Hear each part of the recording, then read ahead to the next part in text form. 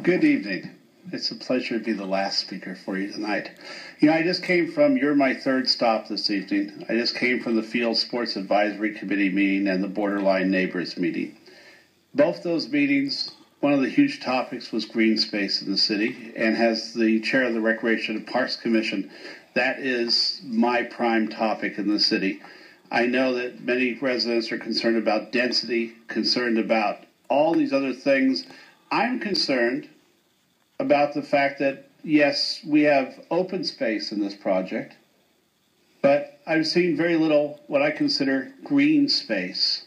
And last night at the Bergamot plan adoption at City Council, green space got left out to a potential park in a potential purchase if we had the money, if a particular company decided to abandon their property sometime a decade, 2 decades, 3 decades from now. This is a huge project.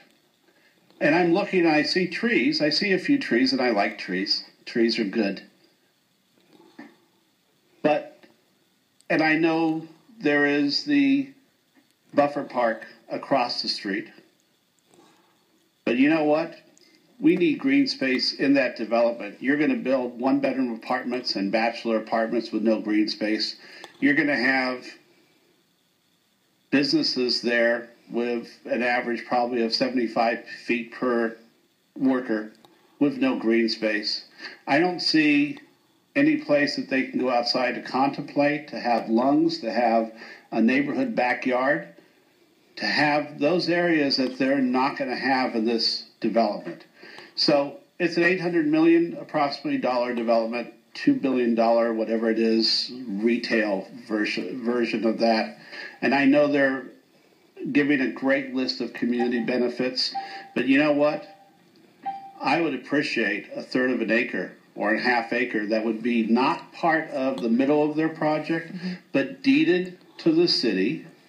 Because we have found in the past with the Water Garden, we found in the past with Colorado Place that private parks don't work. Thank you very much. Thank you. I have a question. Okay. So you're chair of the Parks and Rec Commission, and you're some state thing too, right? I'm the president of the California Association of Recreation and Parks Commissioners. So does the definition of open space in California include streets?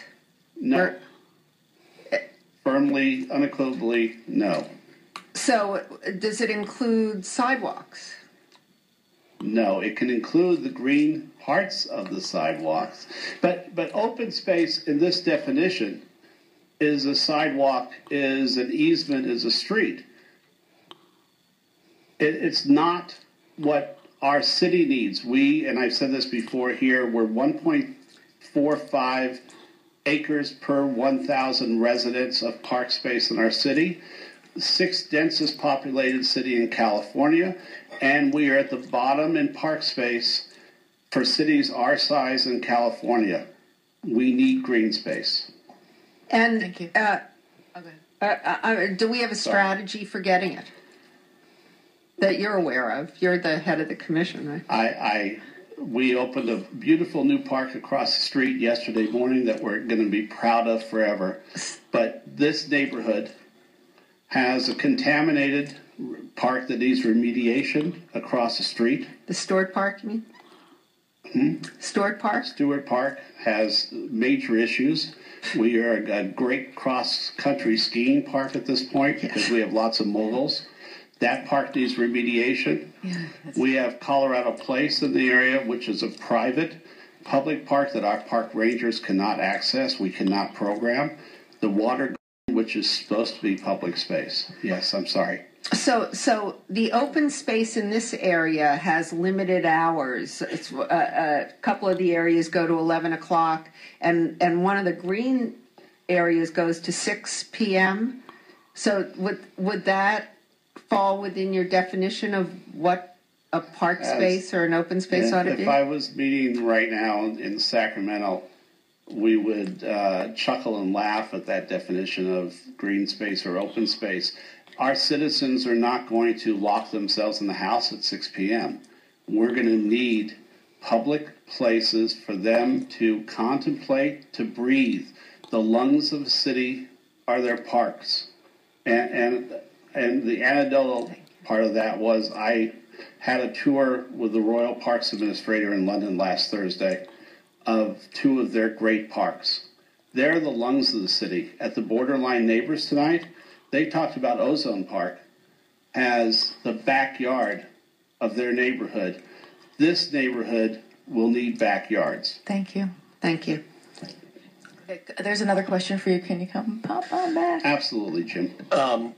Perfect person to answer this, because I heard another speaker say tonight that we have not added any park space in their time in Santa Monica, and I think you just said something completely opposite. I just want to make Well, sure. I would have to correct that person because, as Commissioner McKinnon knows, I'm very, very proud of the fact that our commission this year, if you count Ken Gensler Square, our universally accessible playground, and Tongva Park, that's 3 new open space, 3 new green spaces in the city. Euclid Park, the addition of Virginia Avenue Park, et cetera, Airport Park have all been added while I've been a commissioner. So we've added minimum 6 new park spaces. Perfect. I knew something there didn't But make. that's not enough. I have not sat on this and complained about our park fees for 6 years. Yeah. Because I don't agree with you. Next question is: do our other parks have time limits? Can I be in Virginia Park after 11 at night or after 12? There are many. Every one of our parks does have a time limit, except for Palisades Park. In general, our parks are supposed to close. Actually, even Palisades Park closes. I just saw a city attorney look at me askance at that. So he does that to us too. So don't feel bad. We're midnight to 5 a.m. I believe in Palisades Park. Our beach is the only area that does not have a closing time, but none of our parks close at 6 p.m. I just fought a battle at Jocelyn because the basketball court was closing earlier than the dog park, which closes at 8:30, and that's just because of lack of lights. So to have anything close at wintertime darkness and in summertime be closed 2.5 hours before dark would be absurd. Okay, thank you. Thank you. Yeah, thank you. Thank you.